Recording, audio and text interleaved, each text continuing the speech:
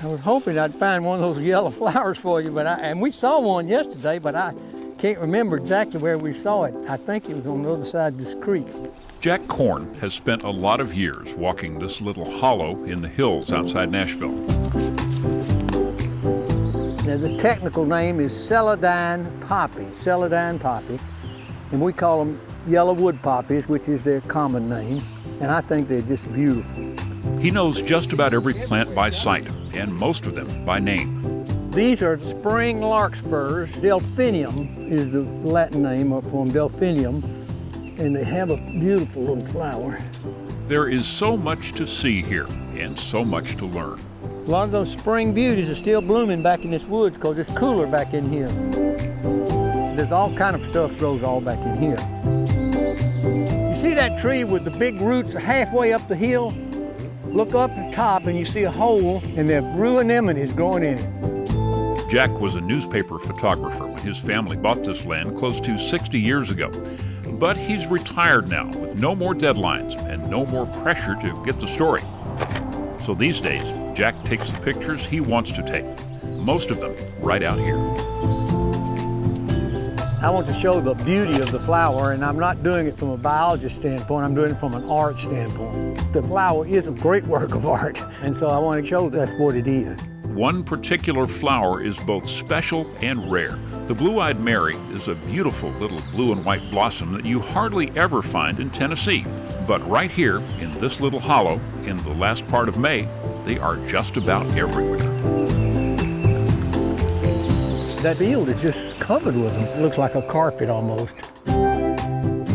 The blue-eyed Mary is not hard to find out west or up around the Great Lakes, but we are at the very edge of their range. There are only 2 established patches of these little flowers in all of Tennessee, and exactly how they showed up in Jack's woods is still a mystery. No wildflowers were going in here, and they were mowed in here, and the next year we had all these blue-eyed Marys. We didn't plant them, they just came there. We don't know how it happened. There is probably not a square yard of dirt back here that Jack hasn't walked on, or a single tree that hasn't shown up in one of his pictures. There's something to be said for being out in the woods with your dog and nobody bothering you. What's going on, huh? Everybody probably needs that, or a lot of people, I think it would help them if they did that more often. Sometimes just to be back here by myself is very refreshing, and if your mind is cluttered, sometimes it kind of can unclutter your mind a little bit. One of the first things you think about when you see a piece of land this beautiful is how long can it stay this way? How long before someone buys it and builds something right on top of it? Well, the answer to that question on this property is never. They were going to put a trailer park in here.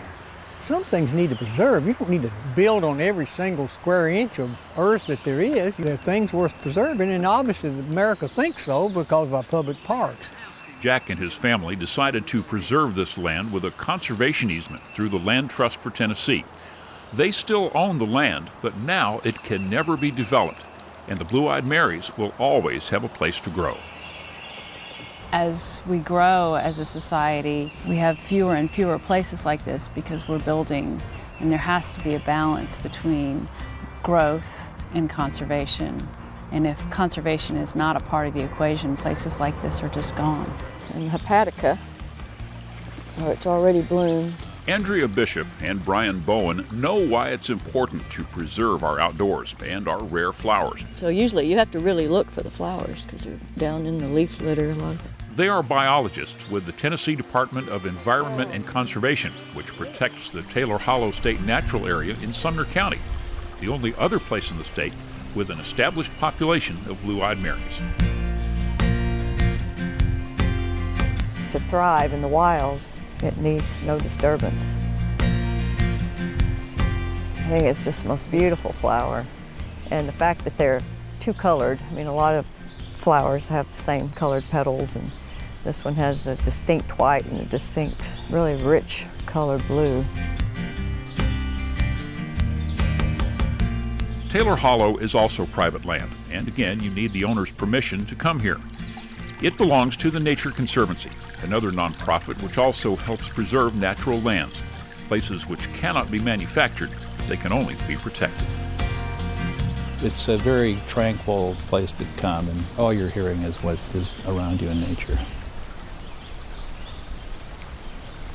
It's a challenge to educate people about the value and to gain their public support so they understand the reasons for why we preserve places for future generations. Both Taylor Hollow and the Corne family land have the rich soil and cool shadows that the blue-eyed Mary needs to grow and thrive. But there is something else even more important.